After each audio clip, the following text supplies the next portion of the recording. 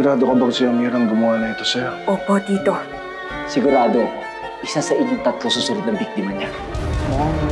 Hindi yung sagutan ni Ate Amira. Nagsakit marinig yung mga salita mo yung galing sa mismo kapatid mo. Mapapatawad di kayo ni Amira. Tatanggap din niya na kayong dalawa na. May kinalaman ka pa sa pagkamatay ni Crisanto. I handled it. Don't worry about it. Lumayas ka sa harapan ko! Now!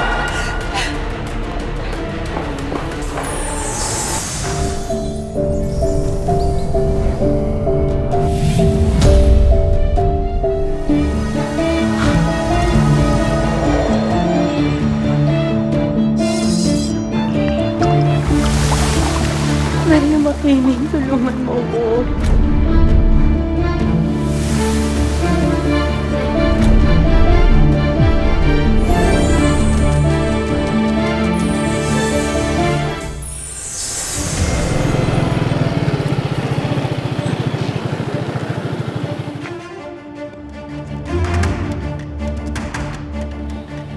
Kuya? Kuya, papasok lang.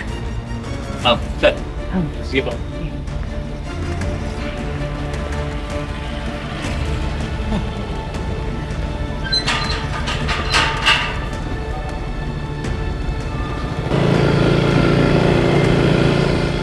Ayan na, pumasok na sila.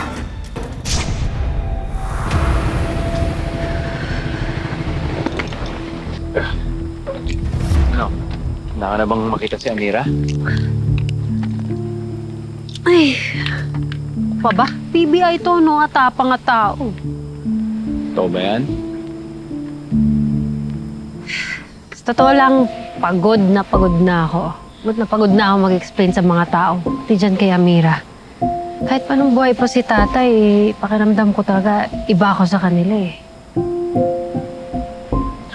Alam mo, Rose,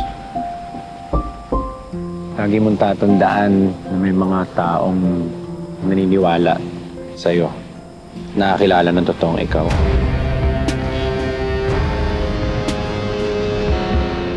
Buksan niyo yung video niyo! Sige, pasukin niyo na!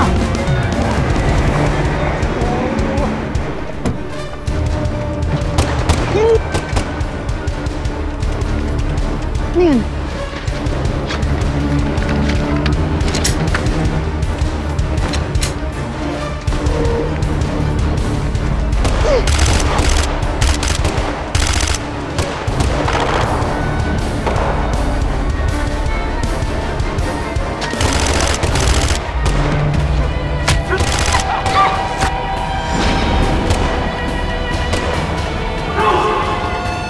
Samahan niyo yung babae!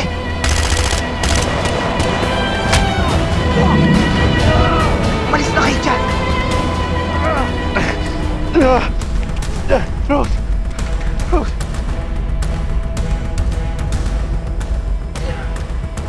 Rose! Rose!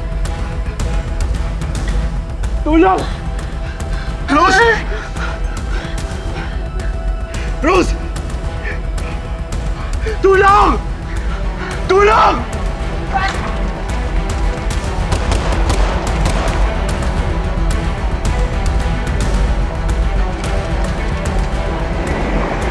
Ano? Naparoon ba?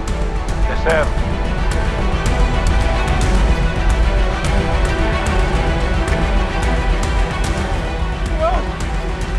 Tulong!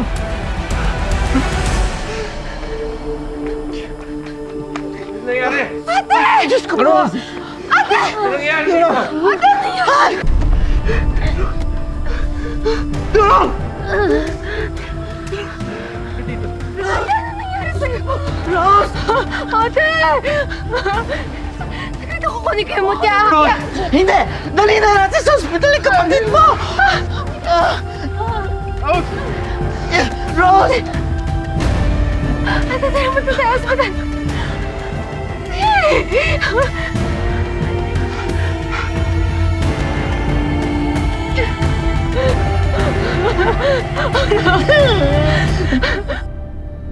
Umanda ka sa reunion natin, anak. Lapit na tayo magkita.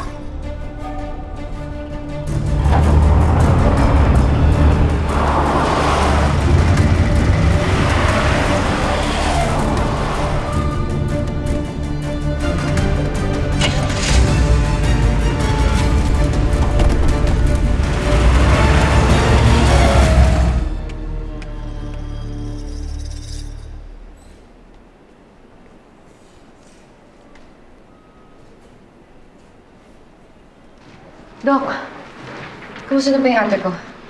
Natanggalan namin ang bala na tumama sa kanyang balikat. Nadapisan lang siya sa kanyang tagiliran. Critical pa rin ang kondisyon niya.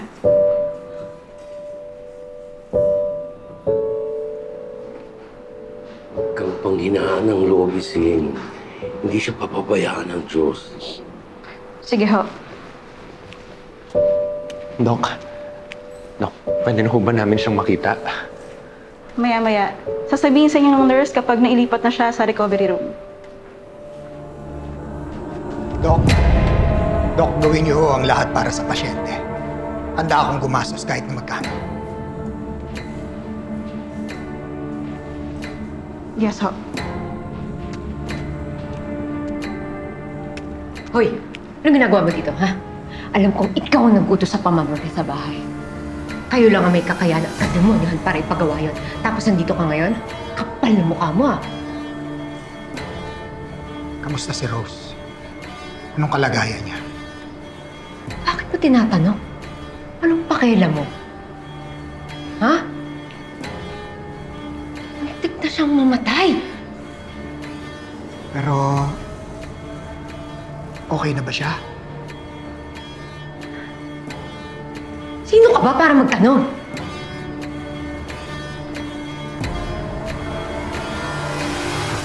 Dahil ako ang tunay niyang ama.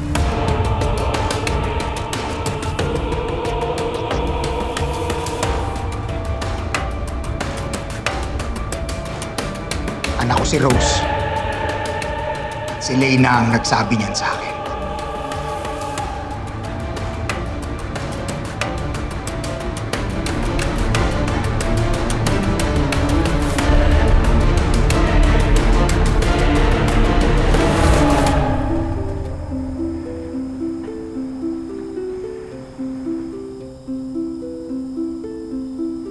Girlfriend ko noon si Leyna. Pero nung sinabi niyang buntis siya at ako ang ama, natakot ako.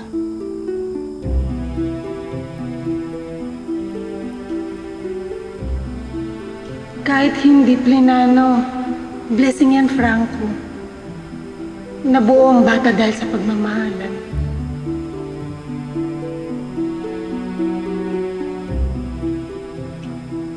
Paano yung mga pangarap ko, Leyna?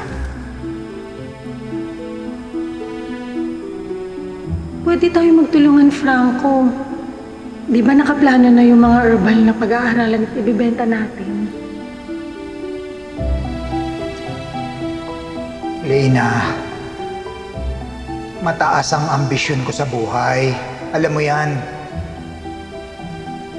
Kapag hindi ko naabot yung mga gusto kong mangyari, sa'yo at sa batang yan, ibubunton ko yung galit ko.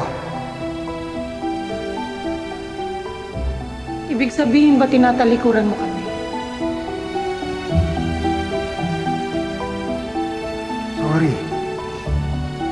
Sorry, Leyna.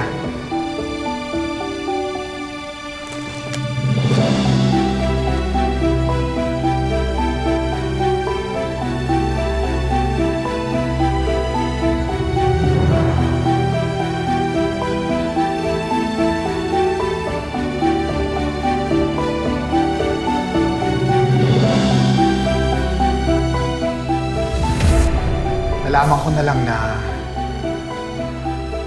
kinasal na siya. At inako daw ni Crisanto yung naging anak namin. Kaya pala nung tinatanong ko si Leyna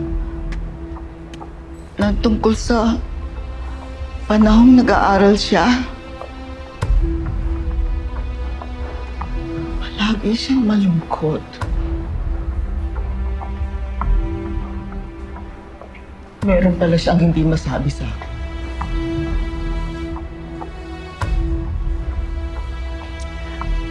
Gusto kong makabawi kay Rose. Kaya kailangang mabuhay siya. Hindi ko sasayangin ang pagkakataon na kilalanin ang naging anak ko. Hindi ko alam kung bakit mo ito ginagawa, Doc Franco. Pero hindi mo kami mapapaniwala at lang ganun-ganun lang. Alam ko. Kaya dinala ko ang kaisa-isang prueba na meron ako.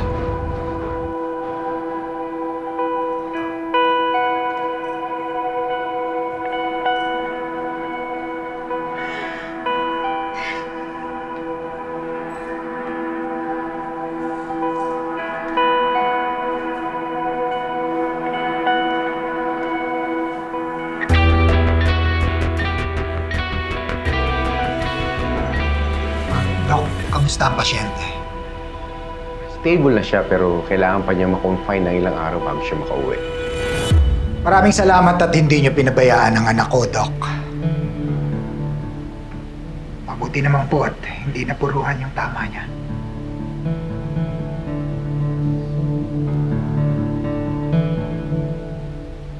Siguro mga ilang araw na lang pwede na ho namin siyang ilabas dito sa ospital.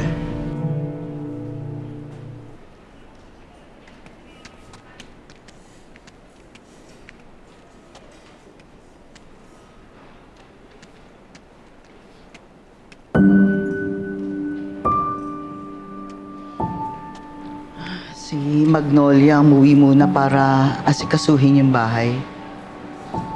Si Alex kumuha ng gamit para kay Rose.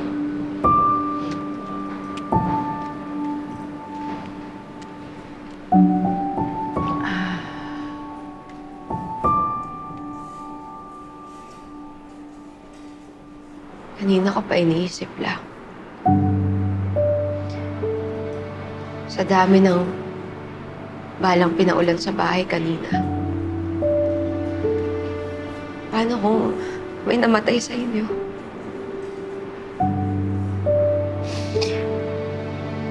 Sana ako na lang yung nabarel.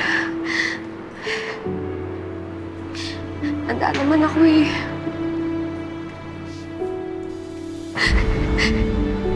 Mahal na mahal ko kayo. Sorry po. Tana. Tana. Huwag ka mag-sorry. Ako dapat ang humingi ng tawad sa'yo.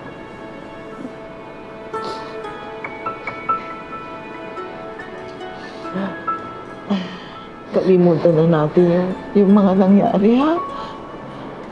Basta sama-sama tayong pamilya.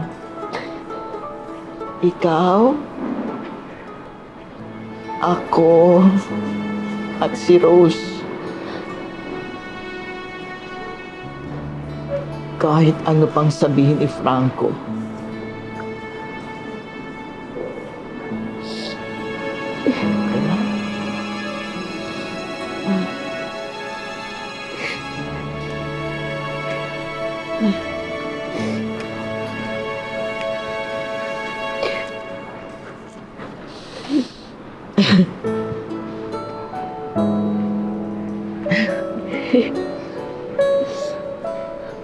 Magsabo na kayo.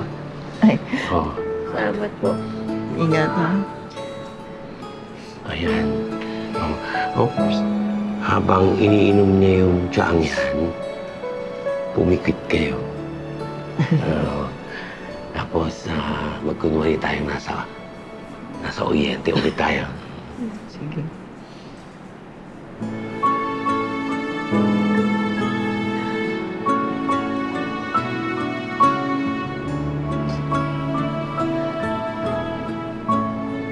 Kung pwede nga lang po bumalik ng Oriente.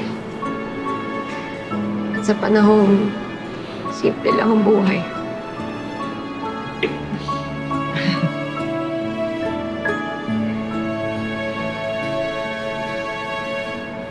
Amira, naiintindihan ko na masakit yung nalaman mo si Rose at si Alex na nakunawaan ko rin na mahirap tanggapin.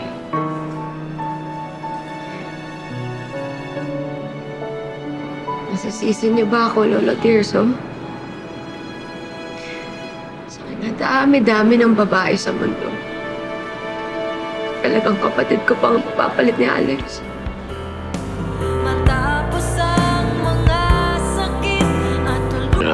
sa maniwalat ka sa hindi nila sinasadya ang nangyari.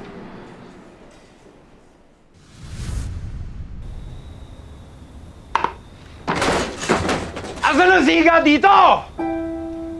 May mga siga pa dito? Hoy! Ano problema mo? Hinahanap ko lang naman si Amira eh! Nanihira ka pa? Wala akong pakialam, hinahanap ko si Amira eh! Ha? Pauwi Ano? mo itong kasama mo. Pasensya. Papatulang ko to. O bakit patulan mo? Alex! Patulan mo! Pasensya na po, ako na pong bahala. Ayusin mo yung kasama mo, Opo, ha? Alex! Ayusin mo yan. Opo.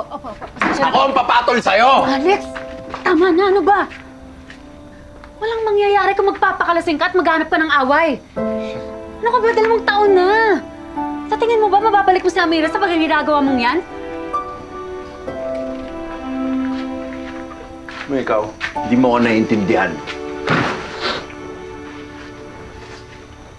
Wala nang kwenta yung buhay ko. Wala na si Amira eh. Sige! Yan! Gayahin mo yung tatay mo.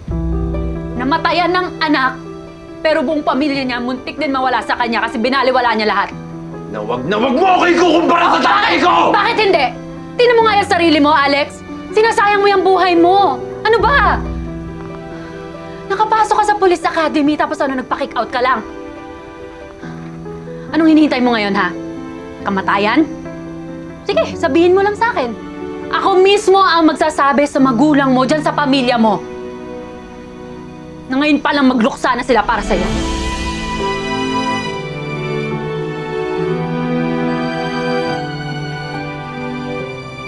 Makasalanan ko eh. Kasalanan ko.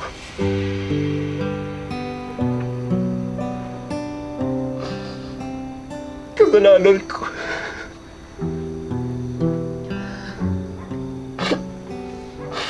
Kasalanan ako namatay na siya. Hindi ko wala siya na protekta. Alam mo kung bakit? Kasi inutil ako eh.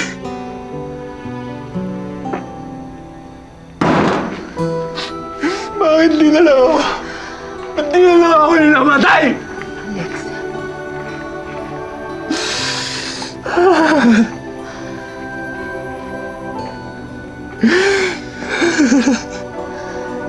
Alex.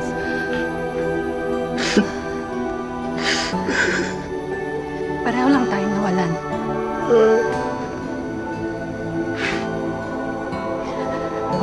Pareho lang natin siyang binigo, Alex.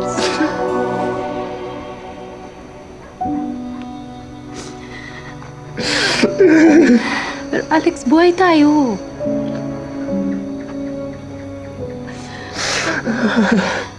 Nasa sa atin kung paano natin nahanapin ang saysay natin sa buhay natin.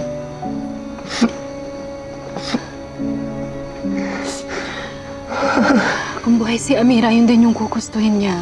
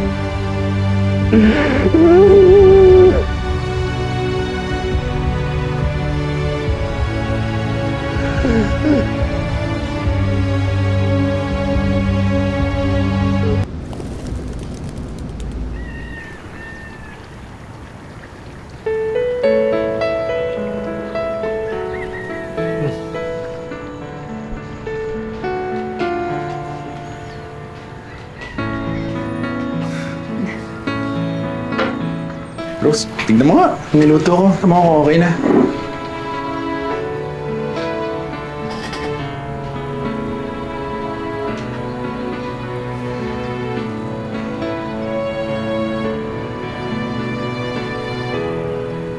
Ano?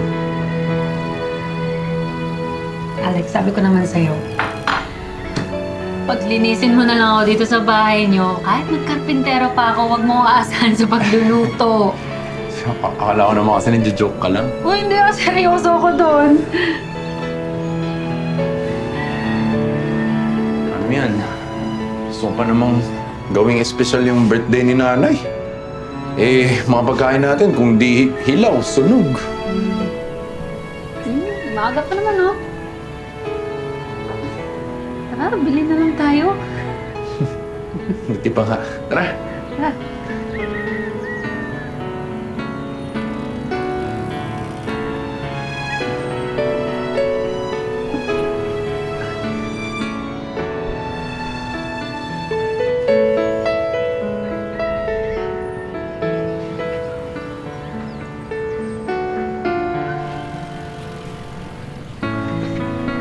Ang dami nang masamang nangyari sa atin.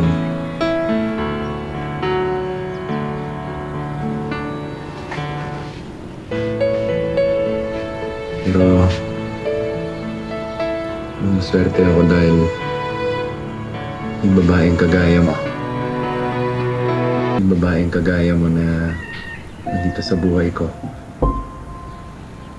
Kahit paano yung mga mabibigat kong problema na papagaan mo.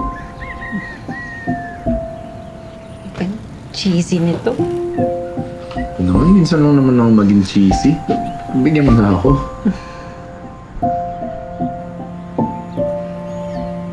Rose. Salamat ah. Hindi dahil sa'yo, baka wala na rin sa isa yung buhay ko. Salamat dahil naging kaibigan kita. Pero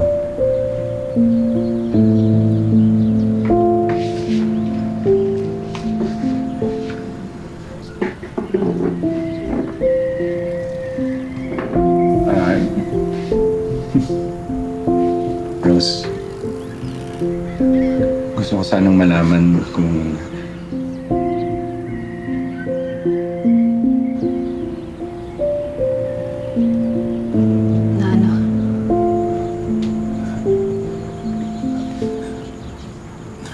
tagal na rin nating kasing mag-best friend eh. Posible kaya kung maging higit pa tayo bilang magkaibigan.